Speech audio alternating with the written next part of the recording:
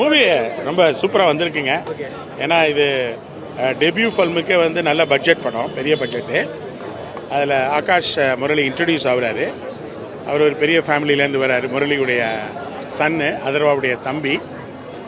நாங்கள் எதிர்பார்க்கல இவ்வளோ நல்லா நடிப்பாருன்னு சொல்லி. ஃபஸ்ட்டு படத்துக்கு ரொம்ப நேச்சுரலாக பண்ணியிருக்காரு. ரொமான்ஸாக இருக்கட்டும், ஆடியன்ஸ் ரொம்ப நல்லா இருக்குங்க.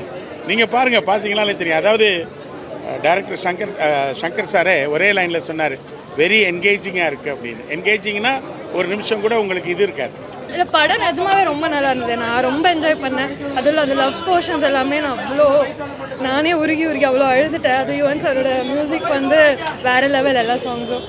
ஸோ நல்லா என்ஜாய் பண்ணேன். சாரிங்க, ஓ இவரா? நல்லா இருந்ததுங்க, நல்லா இருந்தது வேறு லெவலாக இருந்தது. நான்